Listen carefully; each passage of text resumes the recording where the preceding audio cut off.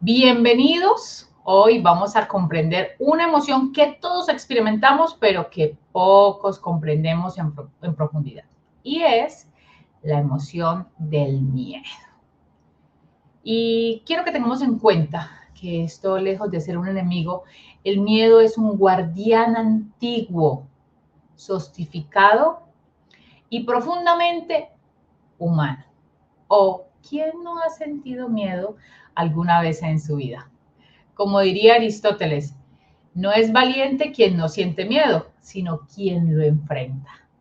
Y sí que sí, vamos a tener que a lo largo de nuestra vida enfrentar muchos miedos, porque o si no, vamos a ver qué pasa con el miedo cuando deja de ser miedo y se convierte en otra cosa.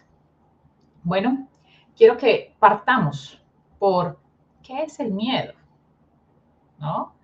Porque siempre desde niños nos acostumbramos a decir, qué miedo, tengo miedo.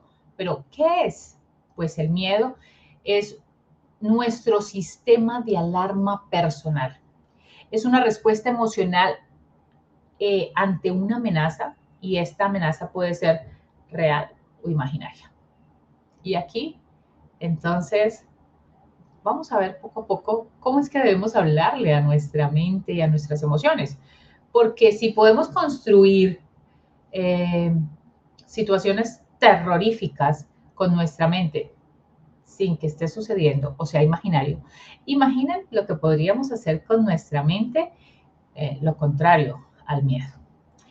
Pues nuestro cerebro no distingue entre algo real de algo imaginario, ¿no? Entonces, él reacciona igual y prepara nuestro cuerpo para poder sobrevivir. O sea que sí, el miedo es una herramienta de supervivencia, es una emoción de supervivencia. Y yo quiero que ustedes piensen algo. ¿Cuándo has sentido miedo? ¿Qué imaginas que podría pasar? Yo quiero apelar a nuestro lado niño y es, ¿qué pensabas que había en la oscuridad cuando tenías que atravesar la oscuridad cuando eras niño? Si yo les dijera a ustedes, déjenlo acá en los comentarios, ¿qué pensaron? Pues vamos a ver un montón de cosas que ni yo nunca me lo había imaginado. O que otros al leerlo dirán, wow, qué imaginación. Bueno, hay una frase de Joseph Ledoux y es, el miedo es una emoción útil y sin él no hubiéramos sobrevivido como especie. O sea que nuestro miedo es una emoción ¿qué? Útil. Bueno, hay dos caminos del miedo. ¿El de la derecha y el de la izquierda? Bueno, vamos a ver. Entonces, hay un camino rápido, que es la autopista de emergencia. Y hay un camino lento, que es la ruta del análisis.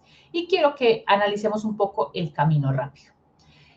Bueno, nuestro cerebro tiene muchas estructuras, muchas partes que no están ahí puestecitas de adorno. No, no, no, no, no. Esas partes están puestas ahí porque tienen como objetivo poder, tienen una función muy específica. Y resulta que en el camino rápido del miedo están dos estructuras. El tálamo, que es donde está ubicada la amígdala, y se activa en casi más rápido que un parpadeo, 12 milisegundos. Y antes de pensar, ya reaccionaste, ¿no? Por ejemplo, estamos aquí y de repente todo está en silencio y se escucha que suena una puerta fuertemente. ¿Qué hacemos? Nosotros decimos, ay, la puerta se cerró. No, yo me sobresalto, ¿no? Sin ni siquiera llegar a pensarlo. Bueno, me sobresalto sin saber qué fue lo que pasó. después es que mi cerebro va a comenzar a procesarlo. Bueno, esa es la autopista de emergencia, ¿no? Sobrevive, haz algo, tu cuerpo se prepara para tener, o sea, reacciona sin ni siquiera identificar de qué se trata el peligro. Esa es la autopista de emergencia. Bueno, pero también hay un camino lento y es la ruta del análisis. Entonces, ¿cómo funciona? Pues el tálamo, está nuestra corteza, y luego nuestra amígdala. Y en segundos de procesamiento, él genera un procesamiento mental más preciso y más racional.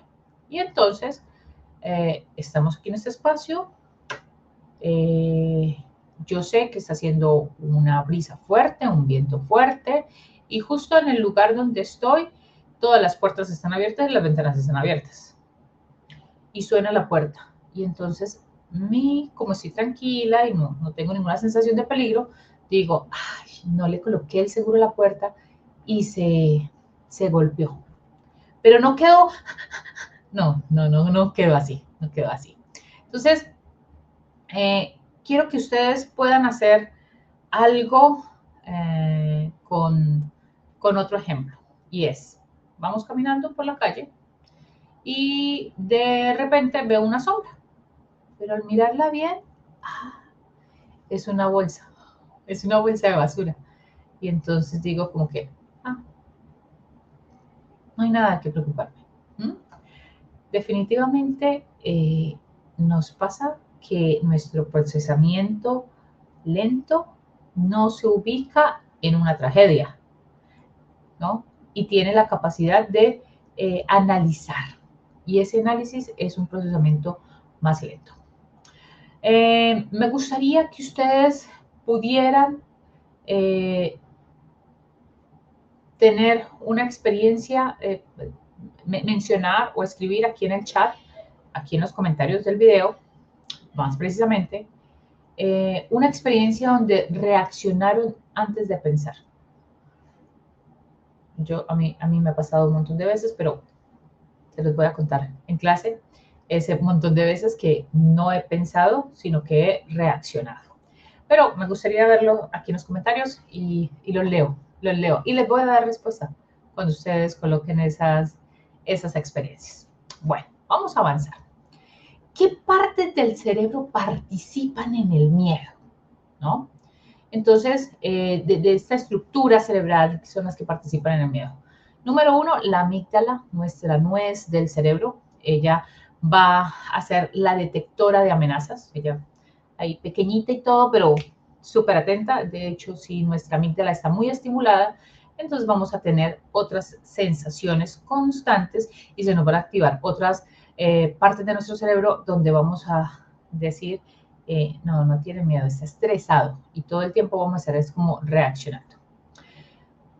Bueno, entonces nuestra amígdala es la detectora de amenazas, reales o imaginarias. El hipocampo activa el sistema de emergencia. La corteza prefrontal, nuestro pensamiento racional y nuestra toma de decisiones. Por eso es que es tan importante cuidar el cerebro cuando se es niño de los golpes o sobre todo de los golpes, ¿no? Y ahora de la información que guardamos y cómo estimulamos nuestras partes cerebrales. Y el hipocampo. ¿Por qué el hipocampo? Porque él guarda una memoria emocional. Entonces, ¿cuáles son estas partes del cerebro que participan en el miedo? La amígdala, el hipocampo, la corteza prefrontal y el hipotálamo. ¿Ya? Bueno, ahora quiero que imaginen esto y vamos a hacer como un paralelismo para poder entender cómo, mediante un ejemplo, una metáfora más bien, cómo funcionaría nuestro cerebro si fuera un centro comercial. Y entonces, la amígdala es el guarda de seguridad. El hipocampo es la alarma. La corteza es el gerente que decide qué hacer. Y el hipotálamo es la alarma. Y el hipocampo es el archivo del historial de robos. ¿Otra vez? La amígdala, el guarda de seguridad. El hipotálamo, la alarma. La corteza es el gerente que decide qué hacer. Y el hipocampo, el archivo del historial de robos. ¿Ya? Bueno, todo tiene una función. Y vaya, ¿qué funciones? Ahora, ¿qué químicos funcionan con el miedo? Y aquí tenemos 3 químicos neuronales, neurotransmisores, que van a hacer su tarea.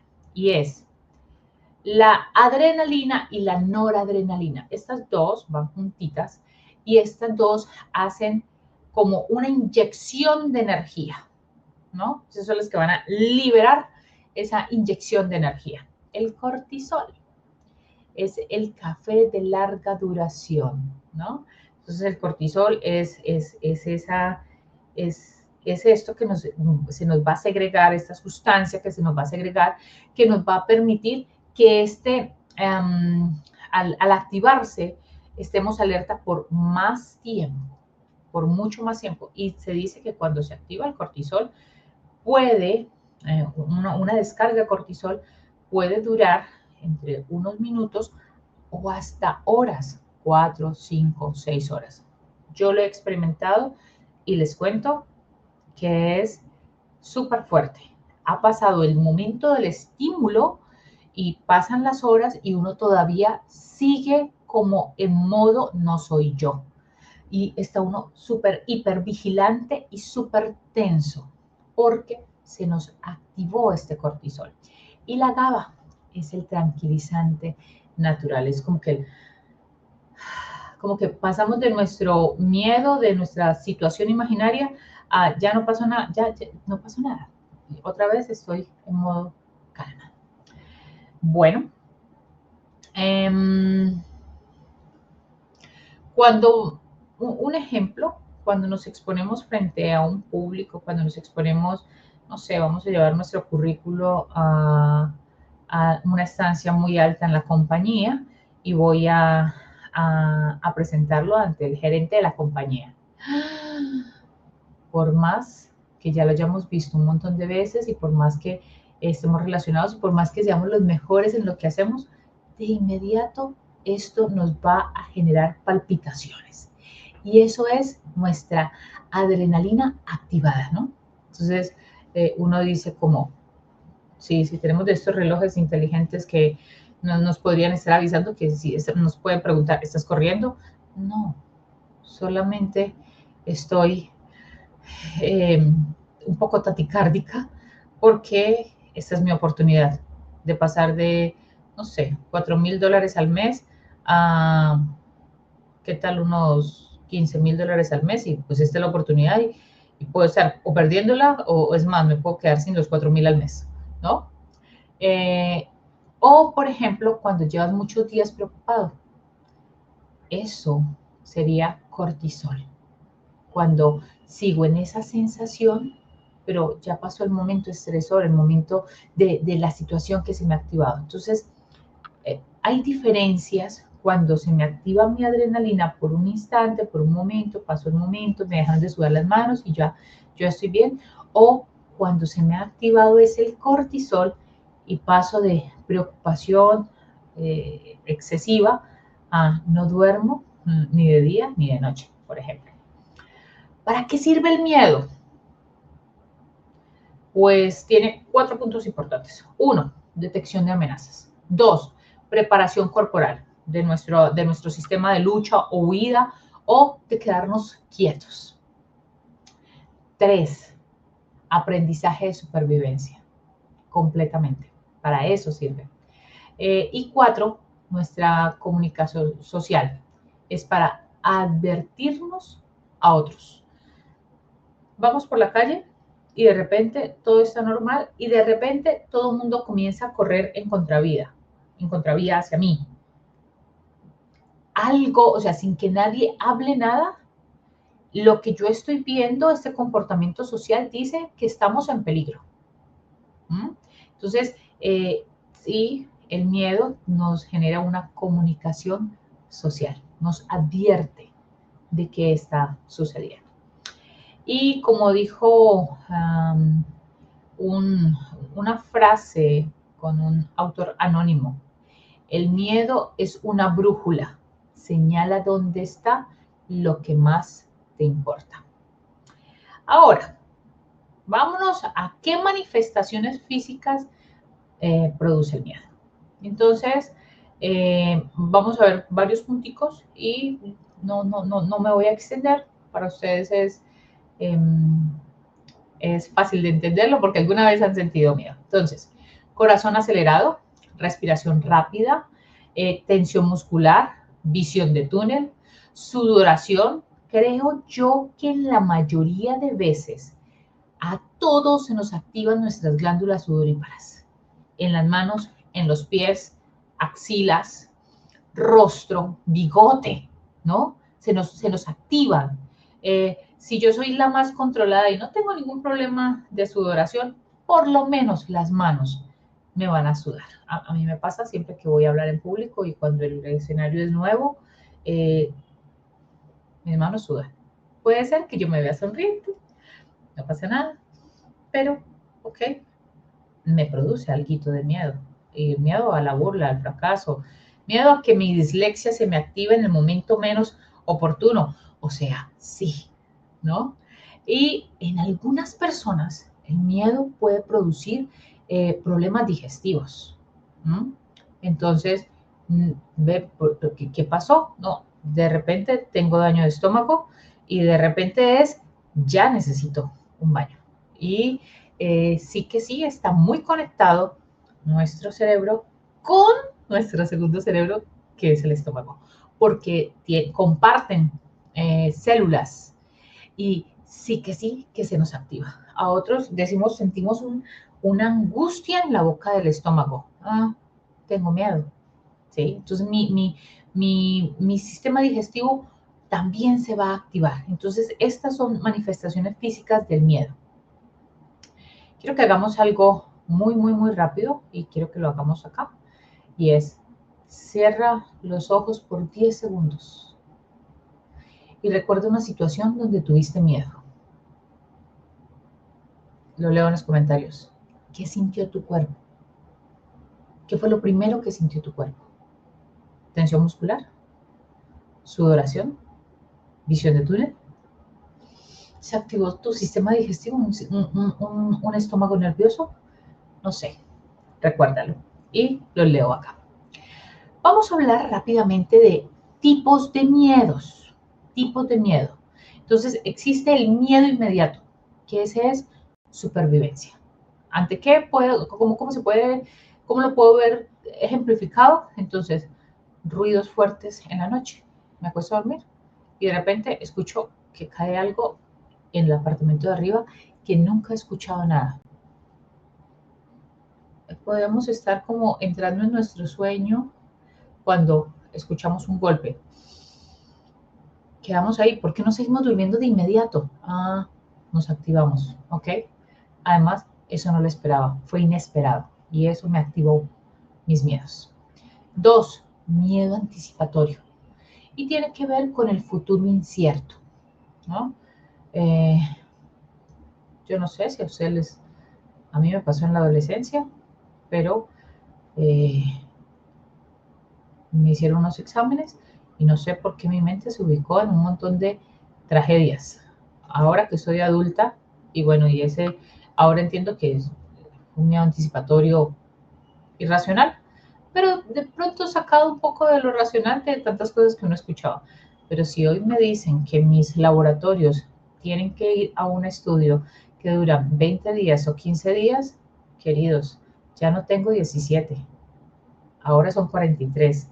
Y entonces sé que solamente con los años pueden aparecer diagnósticos solo por los años. Y si a eso le agrego estilo de vida sedentario y si le agrego otras cositas, entonces con facilidad mi cerebro se puede ubicar en una situación de peligro por mi salud. Y estos son miedos anticipatorios. Otro miedo es el miedo social. ¿Y cuál? ¿Qué pasa acá con el miedo social? Ajá, al rechazo o al juicio. Buscamos tener actitudes que no generen rechazo. O hay algo fácil. Vas por la calle y de repente tuviste que entrar a un lugar porque necesitabas entrar al baño. Y ese lugar era poco, muy poco, ¿cómo decirlo? A ver, podía ser un sitio de desorden social o algo así. Y cuando iba saliendo, viste pasar en el carro a, a la esposa de alguien que conoces, pero esa persona es un poco chismosa. Van a creer que estás trabajando ahí. Van a pensar, bueno, mil cosas. Entonces, ese juicio, ¿no? Eh, le tenemos temor. Hablar en público y casi siempre se me traba la lengua al hablar. ¡Qué miedo! Y digo yo, prefiero no hacerlo.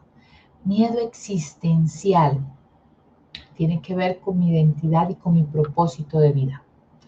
Y, por ejemplo, una crisis de la mediana edad o una crisis cuando terminamos de estudiar y todos están esperando que ocupe un supercargo en una supercompañía y yo no tengo ni un día de experiencia, pero todos le esperan. O mi familia está esperando que yo pueda sustentar y proveer porque se gastaron todos sus ahorros en mis estudios. Y estoy terminando de estudiar y la verdad es que no tengo ni idea en qué podría trabajar. Y todos los buenos puestos ya fueron ofertados. ¿Se imaginan? Ese miedo existencial, fracasé. No voy a poder. ¿Cuál de estos miedos aparece más en tu vida actualmente? ¿El existencial, el social, el miedo anticipatorio o el miedo inmediato? Vamos evaluándolos.